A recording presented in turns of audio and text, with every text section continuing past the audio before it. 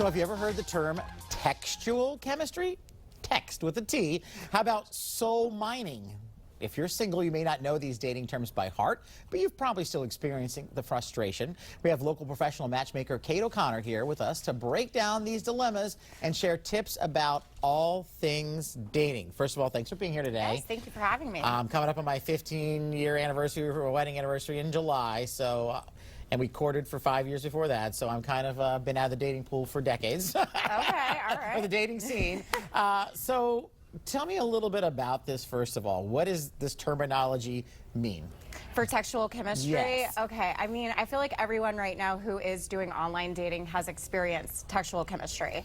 So when you meet someone, not face-to-face, but you're having a great conversation, you meet face-to-face and it's just not there. They're lacking.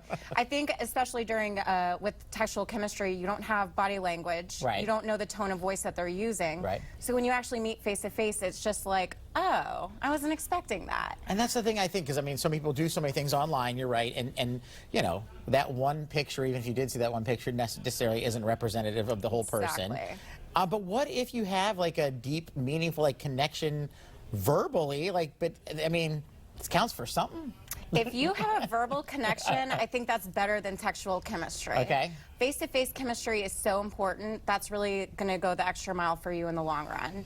I don't tell people to put all your eggs in one basket, though, if you are having a great conversation with someone until you've actually met with them and you know, how do I feel after that first date?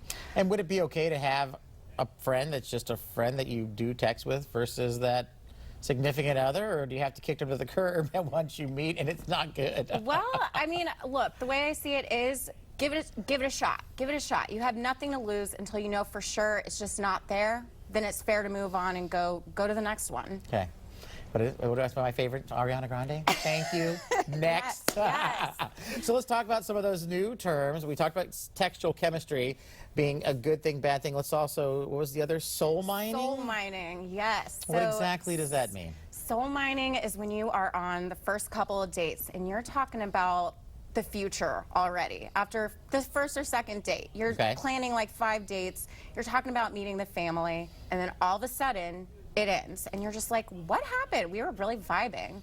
But that's soul mining. It's somebody who drains your soul a little bit with the conversations and hope, and then, dang, they let you down. So that's really what soul mining is.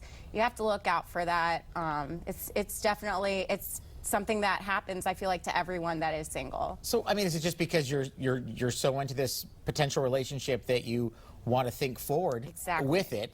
But, I mean, that can be a little bit scary if it's early dates that you're kind of thinking that forward down the line. Definitely. So, I mean, you got to think about it, because maybe, you know, you've been in this dating pool forever, and you finally find someone and you're like, okay, it's ding, ding, ding, ding. Exactly. But not everyone moves at the same speed or the same pace. And to be honest, it's a red flag if they're moving so fast. You got to take your time, get to know the person. I mean, things can happen after 3 dates. You don't want to talk about future until you know for sure. I give it 6 dates. That person is someone you want to do future with. Okay, wow.